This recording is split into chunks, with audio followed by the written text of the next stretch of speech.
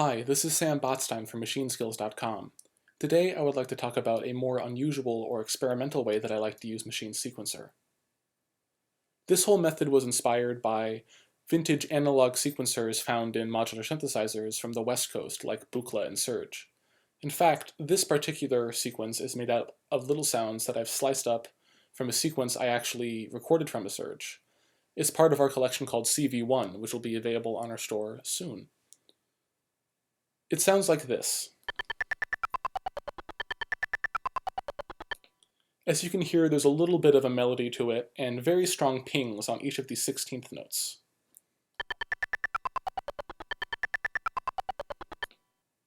I find that these kind of really raw, analog, short sounds sound good strung together, and sound good through various machine effects.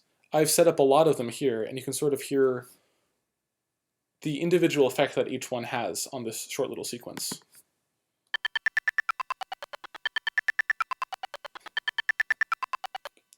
You can hear with the EQ that some of the harmonics come in a little stronger. I've sort of boosted the high end quite a bit.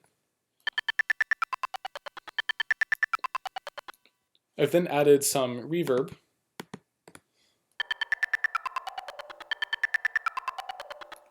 So we hear those harmonics for longer, and those pings sort of fill up the space quite a bit more, turning into more of a soundscape.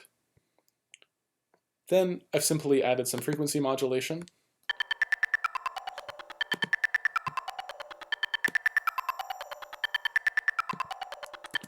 And finally, a maximizer, just to make it a little bit louder for us.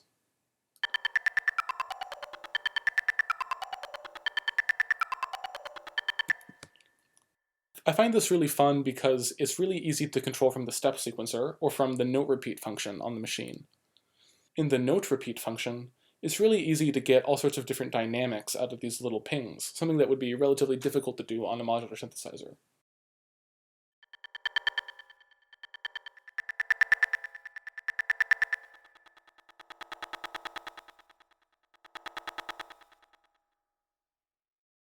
These little sequences are really easy to control and manipulate and sound really different at different tempos. So let's move up the tempo a little bit and you'll be able to hear the difference between 140 and let's say 170.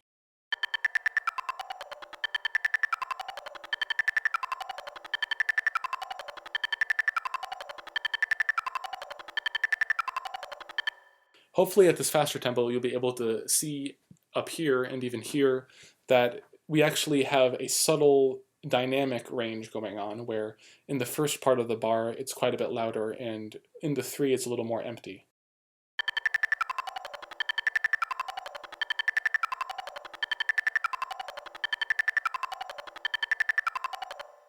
Of course, this isn't all the fun that you can have with this.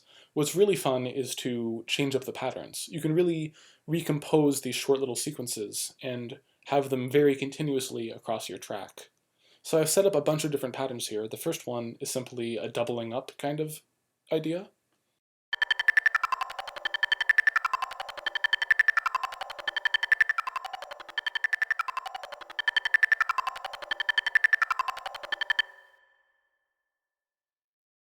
Of course, all of these sequences do really pleasing things, I think, with Machine's lights, which is always a bonus. They're very fun to watch while you're playing or while you're producing other things. In addition to, tripling up, doubling up, I've added some sequences where we hear different parts of the bar at different times.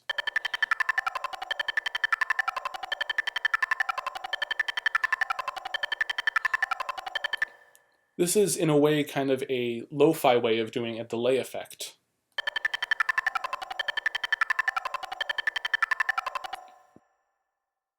You can also play with different polyrhythm ideas, different syncopations.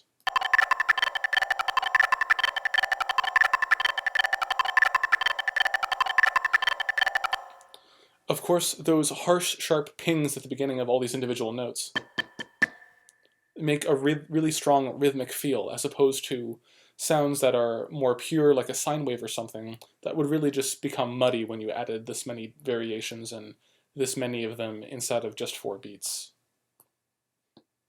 You can also play with there and back patterns. As you can see, we go down our sequence of 16, but also up it. And at the same time, we have a sort of a polyrhythm feel.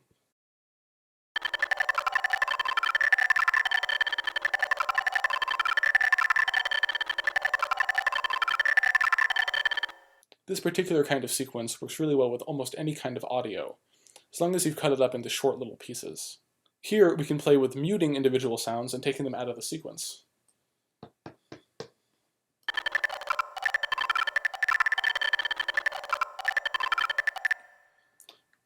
To make this a little clearer, let's go back to the original sequence so you can hear what it's like when you disable some of the stages or mute some of the sounds.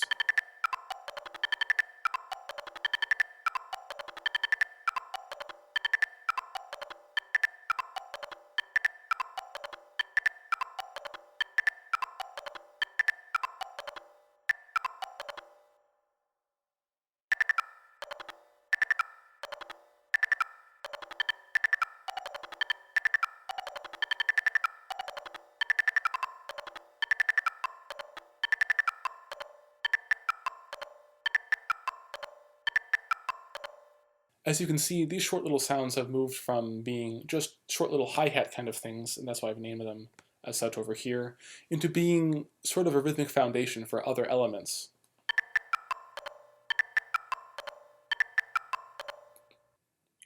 For an example of how one might actually use this kind of method in context in a full track, here is a demo song I've made for that same collection, CV number 1. It uses only sounds from that same surge modular, and uses multiple kits using the same kind of idea, these simple 16-step sequences down the pads.